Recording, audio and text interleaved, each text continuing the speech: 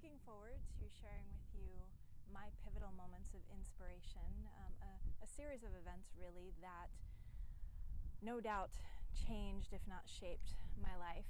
I have to take you back to when I was 18, so about 5-10 years ago. And I had just graduated high school and was able to get a job at the local bank. I was in a little cubicle wearing a headset in customer service. I would take calls and tell people their balance and whether or not a check cleared long before digital banking, and you can do it all yourself. And I wasn't well. I had been dealing with eating disorders since about the age of 11. And the beautiful woman that sat next to me, Edna, realized that I wasn't well, I wasn't healthy. And she, on a pretty regular basis, encouraged me to take her daughter's jazzercise class. And eventually I said yes. Didn't take very long. I thought, why not? And I want to make Edna happy and go take her daughter's class. And I did. I was at the local armory, same place I had learned how to roller skate as a little girl.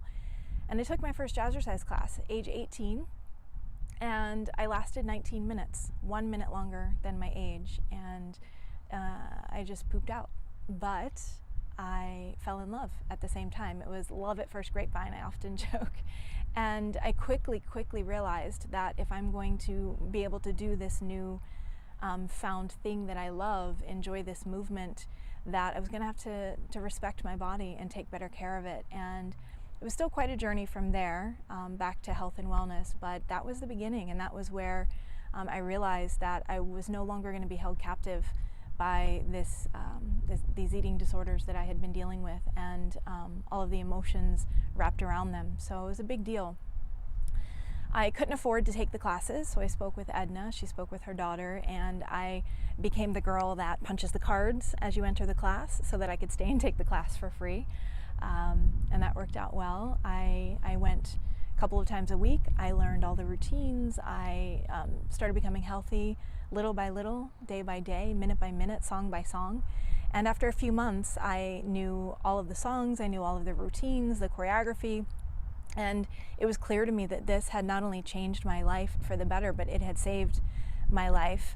And I wanted to do it for others. I immediately, not immediately, but I realized that I wanted to get into this industry and pay it forward and help others live healthier and happier lives, feeling better about themselves. So I finally got the courage up one day to go up to the jazzercise instructor and let her know that I'd like to become an instructor as well. And I asked her to take me under her wing. And I'll never forget her response. She said, "Oh, Kimberly, you're so sweet, but I'm sorry. I just don't think that you have what it takes to be an instructor." And it hit me pretty hard. I never went back to her class. I've never even spoken to her again since then.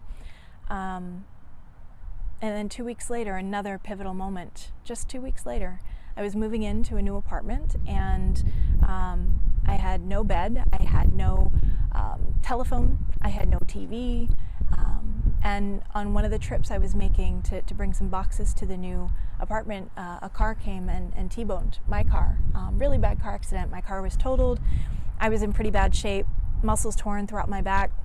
Was in physical therapy for 4 days a week at first, out of work for several weeks. And so here I am in this new apartment with no entertainment, no way to distract myself, not a phone, not a TV, just laying on the couch. And it was one of the best things that ever happened to me, because I had no choice but to spend a good amount of quiet time alone with myself. And you've heard the phrase probably, "be still and know that I am God." Well, I experienced that firsthand, because it was in those several weeks that I heard from deep within, and I knew that I was in fact meant to be in the fitness wellness industry. And I just decided maybe I'm not meant to be an instructor, and that's okay. I'll become a personal trainer. And so that's what I did. As soon as I was well, I got a job at the local ballets, and I was the girl up front that swiped the membership cards as you came in while I earned my first certification in personal training. And I started doing orientations and training clients, but I was still taking aerobics as they were called back then, aerobics classes every day, often twice a day. And next pivotal moment in this series, on a Friday evening, I received a phone call from the aerobics coordinator, desperate, asking if I could jump in and teach the high-low class the next morning.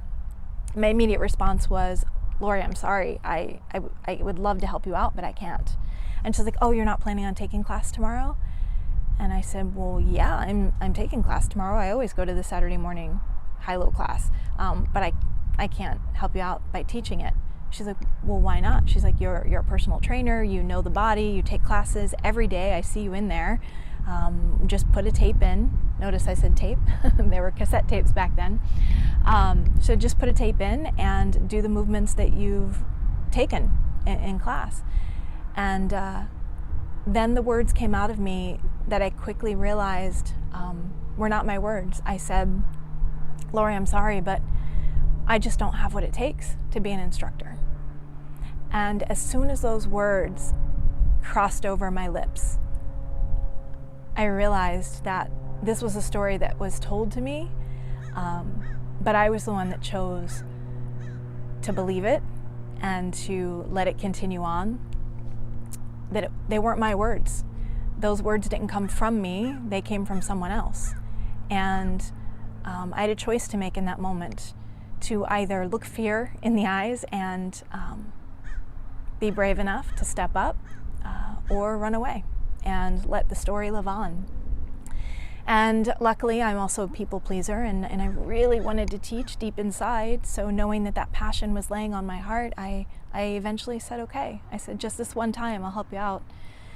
And I went in the next morning and I accidentally grabbed a step tape, which for any of you out there that have ever taught group fitness or aerobics classes, teaching a high-low class at 126 beats per minute's a pretty big no-no. But I quickly caught my error and changed tapes. And we had a really good experience. I had the time of my life. I was in absolute flow. The time passed in my mind within seconds, although it was an hour. And the rest is kind of history. I've been teaching and in an industry that I love and doing what I'm passionate about for over 23 years and loving every moment of it. I just feel so blessed and so lucky to get to be in an industry that is all about lifting people up, that's all about helping people live healthier and happier lives. And what's been more and more important to me over the recent years is helping people accept themselves, helping them love themselves, because when we love ourselves, we love others, and we love life, and it just starts there. But with that, I would like to encourage you, if you have ever been told no, or you have ever been told you're not good enough, or you don't have what it takes, I highly encourage you to never give up. I highly encourage you to be brave enough to look fear in the face and do it anyway. Do it anyway. Most people who have regrets in life, they regret what they didn't do, not what they did do. And so I could not possibly encourage you enough to find that courage. That's what courage is all about. The fear is real. Fear exists. But it's about feeling the fear and doing it anyway. Because if a desire has been placed on your heart, I firmly believe that it's something you're meant to do. It's something you have to do. So if there's anyone out there thinking you can't do it, feel the fear that comes along with that and do it anyway. Just do it anyway. Thanks so much for your time. Have an amazing rest of your day. Choose love and light up the world.